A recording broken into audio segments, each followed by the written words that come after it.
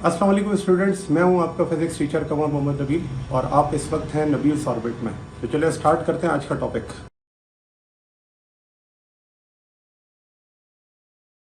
है Kirchhoff law. देखिए Kirchhoff law क्या होता है। एक तो आपने ओम्स लॉ पढ़े हुए। ओम्स लॉ के अंदर यही होता है कि किसी भी सर्किट के अंदर आप वोल्टेज करंट और रेजिस्टेंस को क्या कर सकते हैं, फाइंड आउट कर सकते हैं। जबकि अगर हमारे पास जो ओहम्स लॉ हो वो लिमिटेड हो जाए, क्यों? क्योंकि सर्किट जो है अगर कॉम्प्लिकेटेड होगा तो कॉम्प्लिकेटेड सर्किट के लिए या कॉम्प्लिकेटेड कॉम्बिनेशन रेजिस्टेंस के लिए या मल्टीपल ईएमएफ सोर्सेस के लिए ओहम्स लॉ को हमें मॉडिफाई करना पड़ता है। और वो मॉडिफिकेशन यही है कि यहाँ पर किरचॉफ लॉ जो है वो रिलेट करता है करंट को और वोल्टेज को। तो अगर हम करंट कैलकुलेट करना चाहते हैं in order to find current in complex circuit, in order to find current in complex circuit. अब कॉम्प्लेक्स सर्किट क्या होगा?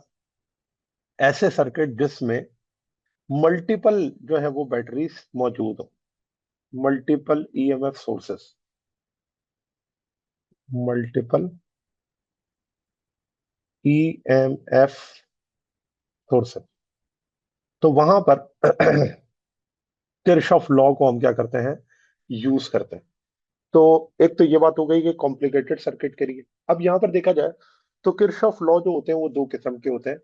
एक या दो टाइप होती है, या यूं कह सकते हैं कि दो लॉज होते हैं। एक केसीएल जिसे फर्स्ट लॉ भी कहा जाता है, और दूसरा कहलाता है किरचॉफ वोल्टेज लॉ जिसे सेकंड लॉ भी कहा जाता है। जैसे मैं मेंशन कर दूं कि जो केसीएल है इसे किरचॉफ फर्स्ट लॉ भी कहा जाता है, फर्स्ट लॉ। और जो केवीएल है इसे हम सेकंड लॉ भी कहते हैं, सेकंड लॉ। तो एक किरचॉफ फर्स्ट लॉ और दूसरा किरचॉफ सेकंड लॉ।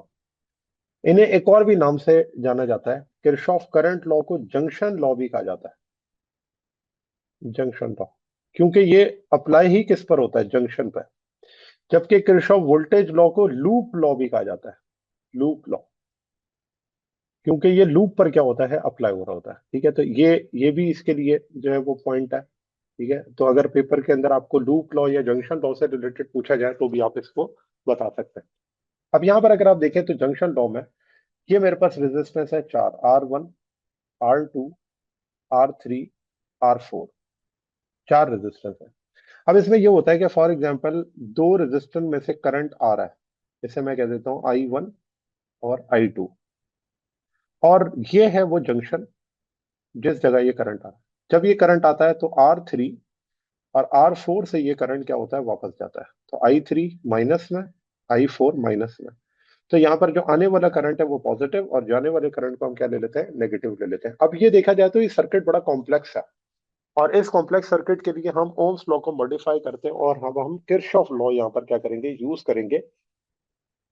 तो अब किरचॉफ लॉ को स्टेटमेंट वाइज किस तरह लिखा जाता है, तो सबसे पहले हम किरचॉफ लॉ को डिस्कस करें तो इसकी स्टेटमेंट ये होगी कि जितना भी करंट एंटर होगा, the current entering, the current entering the node, entering the node, always equal to, node भी लिख सकते हैं और जंक्शन भी लिख सकते हैं, always equal to current leaving, current leaving the node.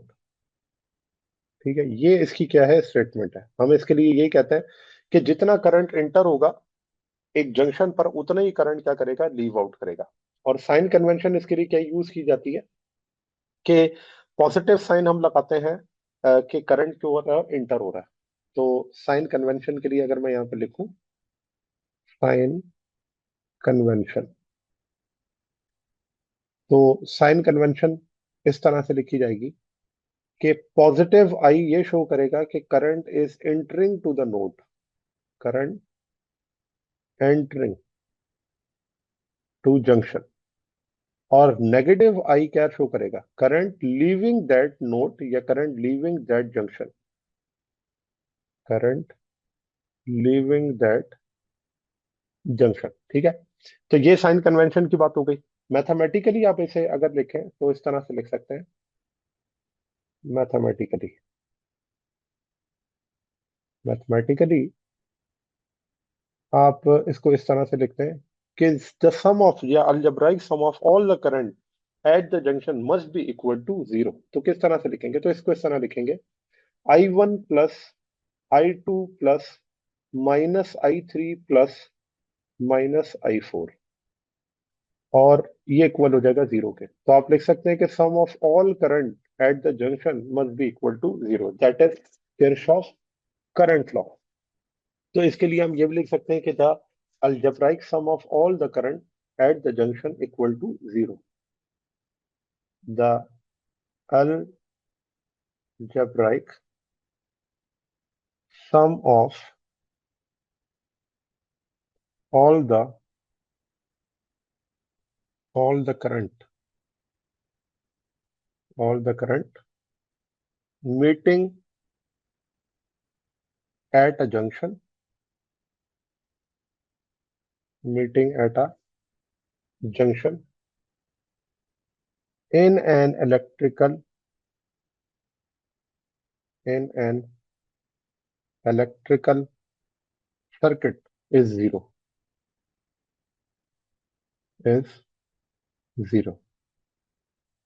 ठीक है, तो ये आपके पास जो है वो अलजेब्राइक सम, यानी कि टोटल सम जो होगा किसी भी जंक्शन पे वो क्या होगा, जीरो होगा। ये जो किरचॉफ लॉ है ये ओबे करता है, it obeys law of conservation of charge, it obey law of conservation, law of conservation of charge.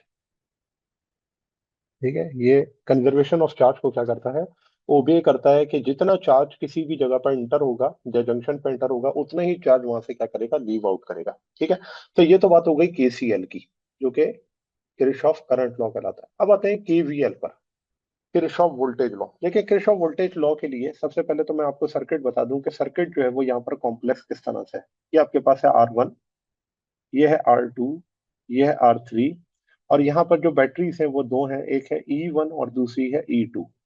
ठीक है, अब अगर आप देखें तो यहाँ पर मल्टीपल बैटरीज हैं, और इस मल्टीपल बैटरीज की वजह से हम इस सर्किट को क्या कहते हैं, कॉम्प्लेक्स सर्किट। और इस कॉम्प्लेक्स सर्किट को सॉल्व करने के लिए हम किरचॉफ लॉ क्या करते हैं, अप्लाई करते हैं। तो सबसे पहले इसकी स्टेटमेंट लिखें, तो इसकी स्टेटमेंट ये होगी कि the algebraic sum of changes in potential, the algebraic sum of potential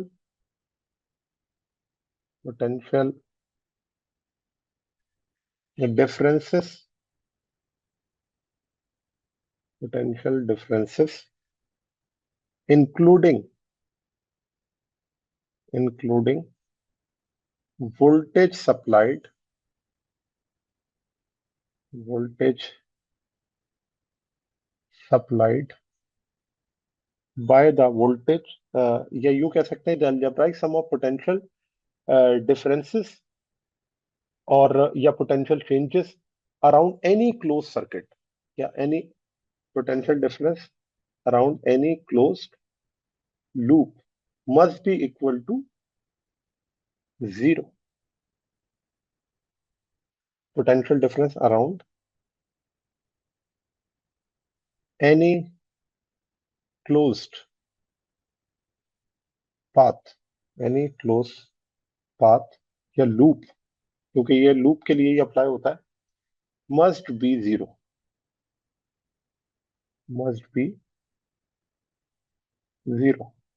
ठीक है, तो जो algebraic sum of potential differences around any close path must be zero. और इसे मैथमेटिकली मैं इस तरह लिखता हूँ कि sum of all potential equal to zero. अब यहाँ पर अगर आप देखें तो अगेन जो साइन कन्वेंशन इसके लिए यूज होती है वो क्या है, तो मैं यहाँ पर लिखता हूँ साइन कन्वेंशन, और वो साइन कन्वेंशन जो है वो क्या है। तो उसके लिए हम ये लिखते हैं कि जो राइज इन पोटेंशियल है उसे हम लेते हैं पॉजिटिव। पॉजिटिव आपके पास होगा rise in potential, rise in potential. और जो नेगेटिव होगा वो होगा fall in potential, fall in potential.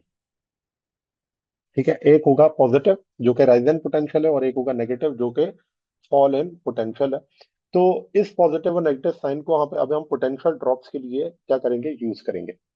अब जैसे यहाँ पे आपको नजर आ रहा है कि अगर मैं उसकी मैथमेटिक्स लिखूं कि ऊपर जो हमने ड्रॉ किया हुआ है, तो उसके लिए सबसे पहले तो आपने ये करना पड़ेगा कि यहाँ पर आपको एज्यूम करना पड़ेगा कि डायरेक्शन ऑफ करंट क्या है। तो डायरेक्शन ऑफ करंट को लेट से हम एज्यूम कर लेते हैं कि वो है क्लॉकवाइज, इस तरह से। तो अब क्लॉकवाइज करंट मैंने यहाँ पे शो कर दिया। तो देखें, E1 से जो करंट की डायरेक्शन है वो नेगेटिव से पॉजिटिव है। फिर R1 पे करंट क्या होगा, ड्रॉप होगा। R2 पर करंट क्या होगा, ड्रॉप होगा। R3 पर करंट क्या होगा, ड्रॉप होगा। और E2 पर अगर आप देखें तो करंट की डायरेक्शन है पॉजिटिव से नेगेटिव की तरफ, इसका मतलब हाइयर टू लोअर। जबकि E1 पर क्या है, लोअर टू हाइयर। तो देखिए, इसको लिखने का तरीका ये होता है कि जो इक्वेशन यहाँ पर मैं लिख रहा हूँ वो इस तरह से कि जो नेगेटिव टू पॉजिटिव है, rise in potential, rise in potential क्या होता है, पॉजिटिव में। फिर जब R1 से करंट गुजरेगा तो ड्रॉप होगा, उसे हम लिखते हैं IR1। फिर जो R2 से गुजरेगा उसे हम लिखेंगे IR2। फिर जो R3 से गुजरेगा उसे हम लिखेंगे IR3। और जो आपके पास पोटेंशियल होगा E2 पर, उसे हम क्या लिखेंगे, हायर टू लोअर नेगेटिव, और उसे हम क्या लिखेंगे, E2, और ये हो जाएगा इक्वल टू 0। तो आप देखें कि इस इक्वेशन को मैंने किस तरह से लिखा कि प्लस E1 E2, और ये इक्वेशन जो है वो अब हम नीचे लिख देंगे कि ये जो वैल्यू है, जो इक्वेशन हमने यहाँ पर लिखी है, इस इक्वेशन को आप ये देख सकते हैं कि जो पोटेंशियल इसके अंदर मौजूद है वो पोटेंशियल किस तरह से यहाँ पे शो हो रहा है। ठीक है ना। तो E1 positive minus I1 minus IR2 minus IR3 minus E2 equal to 0। तो आप देख सकते हैं कि एक तरफ जो है वो जहां जहां पोटेंशियल राइज कर रहा है पॉजिटिव में, और जहां जहां पोटेंशियल फॉल कर रहा है वो क्या है, नेगेटिव में। अब यहाँ पर आप देखें तो इस चीज को इस तरह से भी लिखा जा सकता है कि जितने EMF है उनको आप एक तरफ लिख दें सम करके, सम करके, और जितने आपके पास पोटेंशियल ड्रॉप्स हैं उनको एक तरफ कर दें। तो ये हो जाएगा IR1, IR2 एंड IR3। तो यहां पर देखा जाए तो तमाम जो EMFs हैं उनका सम इक्वल है किसके, जितने भी पोटेंशियल ड्रॉप्स हैं उनके, जितने भी पोटेंशियल ड्रॉप्स हैं उनके। तो इस चीज के लिए हम लिख सकते हैं कि आपका ये जो EMF है वो अगर पोटेंशियल ड्रॉप्स के इक्वल है, तो ये लॉ बेस्ड है, this law based on, based on law of conservation, law of conservation of energy. क्योंकि जितनी एनर्जी प्रोवाइड की जा रही है उतनी ही एनर्जी क्या हो रही है, यूटिलाइज हो रही है। Conservation of energy. ठीक है, कितनी एनर्जी यूज हो रही है और कितनी एनर्जी जो है वो उसके अंदर प्रोवाइड की जा रही है, ये दोनों आपस में क्या होंगे, इक्वल होंगे। और इस चीज को हम सर्किट के अंदर अप्लाई करते हैं करंट को फाइंड आउट करने के लिए।